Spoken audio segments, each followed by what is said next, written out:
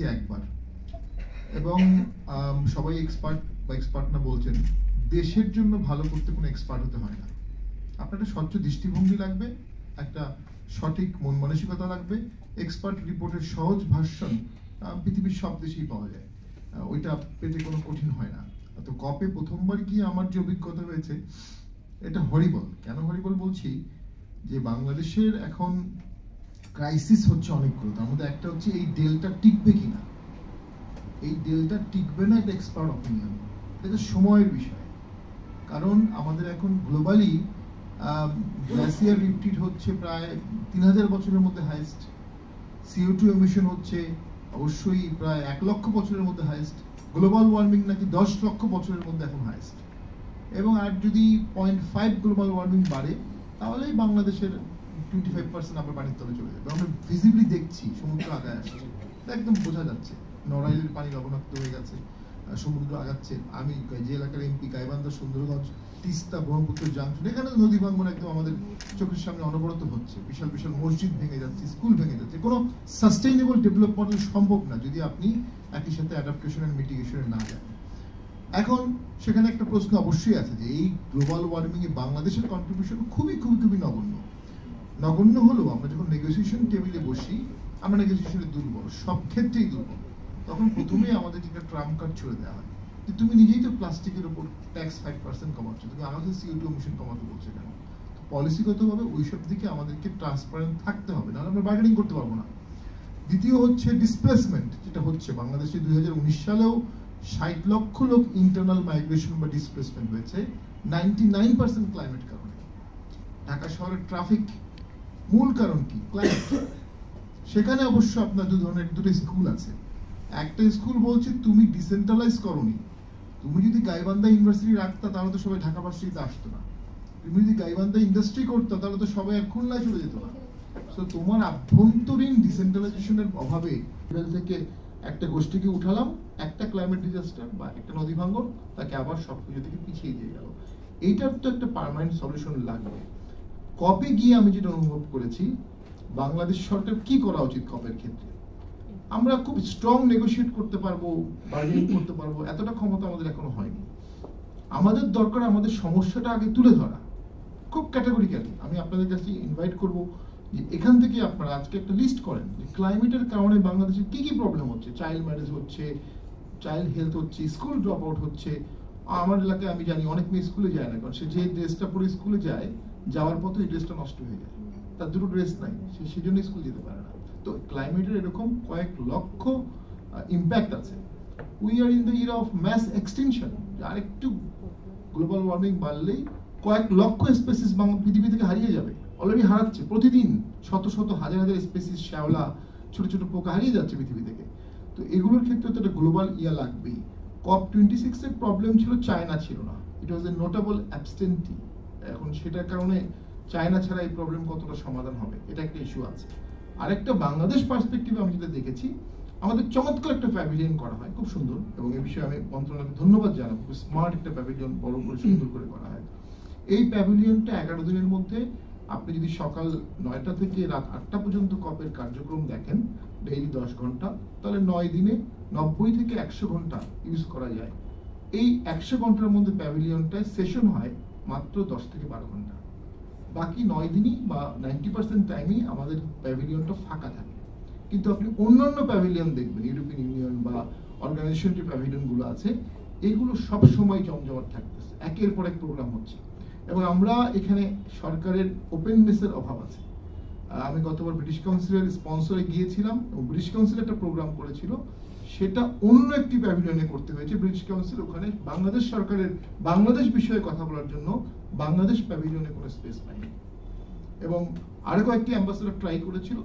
এখন যেটি এই মুহূর্তে আমাদের দরকার, সেটি হচ্ছে প্যাভিলিয়নটা যেন ওপেন করে দেওয়া হয়, স্লট দিয়ে দেওয়া হয়। কারণ এই প্যাভিলিয়নটা বাংলাদেশ সরকার অনেক টাকা দিয়ে দেয়, সেই টাকাটার ম্যাক্সিমাম ইউজ তো করতে হবে। যদি প্যাভিলিয়নের স্লটগুলো বিভিন্ন অর্গানাইজেশনকে দিয়ে দেওয়া হয়, দেশি বিদেশি ইন্টারন্যাশনাল, তাহলে বাংলাদেশের দাবিটা জোরদার হবে। বাংলাদেশ আরেকটা হচ্ছে, মিডিয়া বলেন সবারই কনসেন্ট্রেশন থাকে মাননীয় প্রধানমন্ত্রীর উপর। উনি 2-3 দিন থাকেন, ঠিক উনি যখনই চলে যান তখন বাংলাদেশের কপ শেষ। এরপরে কিন্তু 8 দিন কপ হয়, এবং কপটা হয় হচ্ছে একটা তো মেইন ভেন্যু থাকবে, সেখানে বাংলাদেশে কোথায়? আমি তো বাংলাদেশ দেখি না। আমি ঘুরে ঘুরে কপের সেশনগুলো ঘুরলাম, একটা সেশন দেখলাম রোল অফ জুডিশিয়ারি, বিশাল একটা চমৎকার সেশন, পুরো হল রুমে কোনো বাঙালি পেলাম না। ল মিনিস্ট্রি বা কোনো বিচারপতি বা কোনো বিচারক বা কোনো আইনজীবী কেউ নেই, কোনো এখানে কোনো লিঙ্কেজ নাই। মিডিয়ার দু একজনকে বিভিন্ন জায়গায় দেখেছি, মিডিয়ার আরো অনেক বেশি এখানে আমাদের রোল প্রয়োজন। আরেকটা যেটা আমি অনুভব করেছি, সরকারের উচিত কপের জন্য প্রস্তুতি নেওয়া, প্রস্তুত করা অন্তত 100 সাংবাদিক, 50 জন ব্যুরোক্র্যাটস, 100 জন ক্লাইমেট এক্সপার্ট, 50 জন লয়ার, 25 জন আইনসভার সদস্য, এনজিও, 1000 লোককে প্রস্তুত করা উচিত একটা কপ শেষ হওয়ার সাথে সাথে পরের কপের জন্য। 1000 লোক যখন কপে যাবে, অন্তত 100টি প্যারালাল সেশনে বাংলাদেশের একজন করে থাকবে এবং প্রত্যেকেই 5-7টি রিলেভেন্ট পয়েন্ট তুলে ধরবে আমাদের ভালনারেবিলিটি নিয়ে, আমাদের ক্রাইসিস নিয়ে। তখন কপে আমাদের নেগোসিয়েশন জোরদার হবে। আর হচ্ছে কপের মানে অদৃশ্য পার্টটা হচ্ছে প্রি কপ, হয়ে গেছে, ওটা কিন্তু অলমোস্ট হয়ে গেছে, আর কিছুদিনের মধ্যে হয়ে যাবে। আর যেটা হয় সেটা পলিটিক্যাল স্টেটমেন্ট, মেইনটা হয় নেগোসিয়েশন টেবিলে, যেটা ফার্স্ট কপ থেকে শুরু হচ্ছে, 25-26 কপ পর্যন্ত চলছে এবং এটা একটা কন্টিনিউশন থাকে। সেখানে বাংলাদেশের 4-5 জন অবশ্যই খুব ভালো নেগোসিয়েটর আছেন, বাংলাদেশ যাদেরকে এনগেজ করে তারা খুব ভালো নেগোসিয়েট করে, কিন্তু আমাদের আরো নেগোসিয়েটর দরকার। আমি মনে করি আপনারা যারা বড় এনজিওরা আছেন, আপনারা একটা প্রজেক্ট হাতে নিতে পারেন যে আমরা নেগোসিয়েটর তৈরি করব। আপনাদের মধ্যে থেকেও অনেকে হতে পারেন যারা একাডেমিক নিয়ে আছেন, ক্লাইমেট নিয়ে।